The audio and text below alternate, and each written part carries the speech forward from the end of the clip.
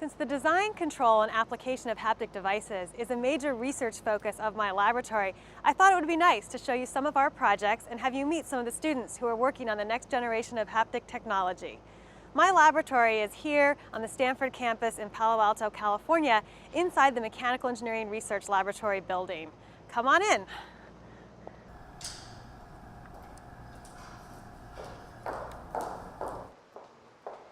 And here's my laboratory. Let's go in. Welcome to our lab, the Collaborative Haptics and Robotics in Medicine Lab, also known as the CHARM Lab. I'll show you around first, and then we'll look at some demonstrations. This is the laser cutter where most of your Hapkit parts were cut. We take acrylic pieces like this and put them inside the machine, and the laser cuts the acrylic based on CAD models. Here is the ProJet 3D printer, where we rapid prototyped the motor pulley and magnet holder for your Hapkit. And this is an electronics bench where we prototype and test mechatronic systems. Many of the students in the research lab actually have their offices in the lab as well, so they can be close to their work. In fact, here's Tanya, famed Hapkit designer. Hi. My name is Andrew Stanley, and in the CHARM lab I work on haptic displays for medical simulation. If you think about the types of haptic displays that are available for medical simulation today, they kind of range from, on one end of the spectrum you have mannequins, which are very physical devices, but not very reprogrammable.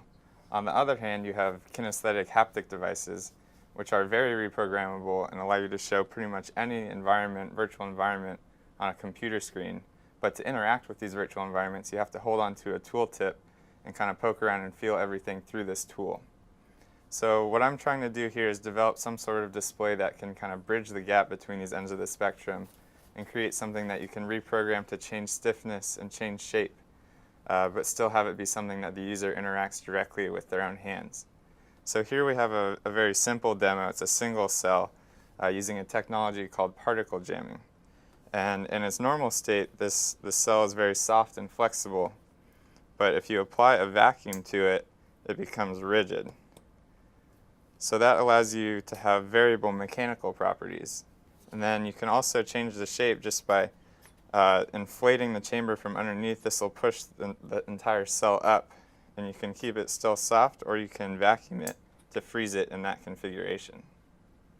So this is just a very simple single cell demo, but we imagine expanding this to larger arrays with multiple cells, where each cell is individually controllable to be either stiff or soft. And depending on which cells are stiff and soft, when you increase the pressure from beneath it, it will balloon into different shapes. This provides both deformable geometry and variable stiffness in a single haptic display. Hi, my name is Zanfang Kwek. I'm interested in haptic feedback for Tele-Operated robotic surgical systems. In the CHARM lab, we have a custom research version of the Da Vinci robot shown over here. This is a minimal invasive surgical robotic system from a company called Intuitive Surgical, which supports some of our work in our lab. Commercial Da Vinci's robots are used to perform hundreds of thousands of surgical procedures every year. The system works like this. As I move the master manipulators here at the master console, the patient side robot will follow the same motion, although in a smaller scale. It's a challenge to incorporate haptic feedback in a clinical robot, but here for demonstration purposes, we will show the effect of adding haptic feedback on our research system. So I use this robot to push on the fake tissue. The patient side robot will use knowledge of the motor effort to estimate the forces that I've applied. And these forces would then be reflected on the master side over here. So it is still an open research challenge to incorporate high-quality haptic feedback on clinical surgical robots. And we are working on these issues using both software and novel mechanisms. Hi, my name is Ann Majewicz, and I've developed a tele-operated robotic needle steering system. Our steerable needles work like this. We use long, thin, flexible needles, and we put an asymmetric tip on the end of the needle, a prebend, such as this one. As the needle is pushed into tissue, the asymmetry of the needle causes the needle to bend in the direction of asymmetry. And so we can control the needle by insertion and rotation. This allows the clinician to reach targets that are deep within the body, and we hope that this needle steering technology will enable procedures currently not possible that will reduce patient healing times and improve surgical outcomes. So in the past, we've worked with collaborators at Johns Hopkins University and Berkeley to develop autonomous needle steering systems. However, we think it's actually more important to have the clinician in the control loop to control the needle tip directly. So let me show you what that looks like. So as I move this haptic device, my movements get recorded, and the needle follows my movements within this artificial tissue. It's transparent, so you can see through it. However, real tissue isn't transparent, so we have a graphical interface that shows the configuration of the needle to the operator. Tele-operating a steerable needle isn't easy. It's sort of like parallel parking a car in 6 dimensions. And so instead, we can give force feedback, haptic feedback to the user to guide them along feasible needle paths. And my research has shown that using haptic guidance, users can steer needles more effectively and more quickly. Hello, I'm Sam Shore, and today I'm going to show you a skin stretch haptic device. So traditionally, we use kinesthetic or force feedback haptic devices like this Phantom Premium to convey force information to the users of Tele-Operated, Robotic, or virtual environment systems. However, these devices are often bulky, like this one you see here, expensive, and most importantly, when used in a Tele-Operated setup like this one, can cause instability. So we're using a similar concept where we use a tactor and convey tactile information with collaboration with Dr. William Provancher from the University of Utah. And we're essentially using this method to convey lots of the same force information, but through a tactile cue. This is the skin stretch stylus itself, and this little tactor you see here, it looks kind of like a little red eraser. When I put my fingers over the device and I cover this aperture, as I move in a virtual environment, the motors driving this tactor move it up and down against my skin. So we think that we could possibly, in some situations, replace actual kinesthetic force feedback with this skin stretch, and this is what we call a sensory substitute. Here I am using this device in teleoperation, so as I push down into this tissue, this tactor moves up against my skin, and through this skin stretch feedback, I can feel the forces that are going on in the environment. So we hope that eventually this could make it to commercial surgical robots and could provide an easier and also safer method of conveying force information.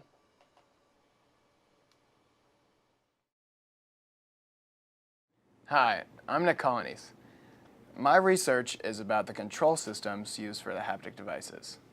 In my research, I study the control of haptic systems like this Phantom Premium behind me. That is, I create mathematical models, write software, and optimize device designs to create good, stable, natural environments. For example, if I try to command a large virtual mass to the device, it may oscillate uncontrollably.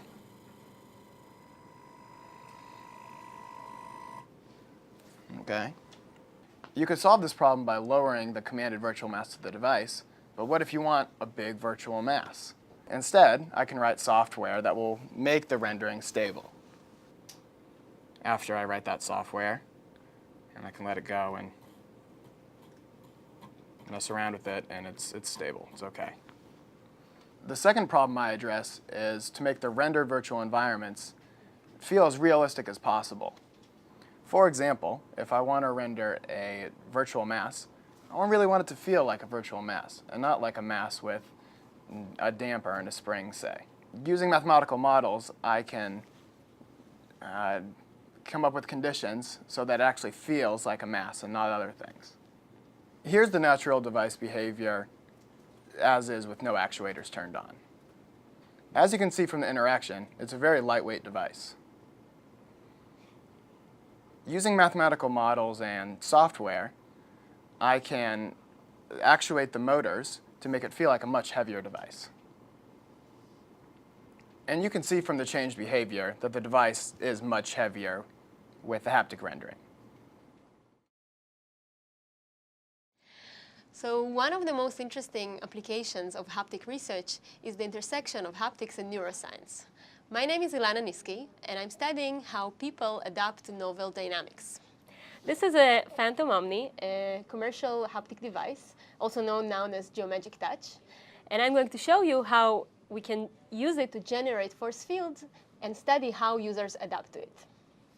So here I have a software that allows me to use the Phantom Omni to track the movement of my arm. My task here is going to be move from point to point, and the Omni is going to be applying forces on my hand. So here I'll be just moving from point to point. And you can see the number of the trial I'm at the corner of the screen here. Normally, without any perturbation, people tend to move in straight line between 2 points. However, as you will see in a few trials, when a force field is applied by the haptic device, my trajectory is perturbed, and the force is really pushing me around.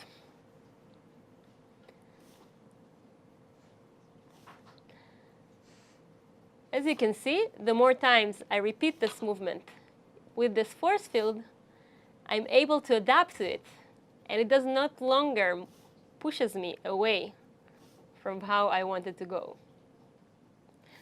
Well, we sped up the adaptation for you, not to have to wait all that time. But the interesting thing going to happen when the force field is turned away. You can see that my brain has overcompensated and I swung in the wrong direction. This is called an after effect, and it will disappear in a few movements. Here, my original straight trajectory is restored again to normal. Now, this was a fun example, but this kind of technology and research can be used in order to help patients who are recovering from stroke to generate correct and useful movements. Here is another demonstration that shows you that you can use haptic devices to interact with medical simulations. The demonstration that I'm showing was developed by my collaborators at Ben-Gurion University of the Negev in Israel. Doctors use many imaging technologies in order to help them diagnose their patients. One of them is X-ray that can be taken from many angles and then, using sophisticated computer algorithms, generate a 3D simulation of the internal organs of the patient that cannot be seen by the naked eye. Using sophisticated computer algorithms, you can generate from these many images taken from different angles a 3D model of the actual anatomy of the patient. However, here we notched it up just a little bit, and I can also touch the bones of this patient.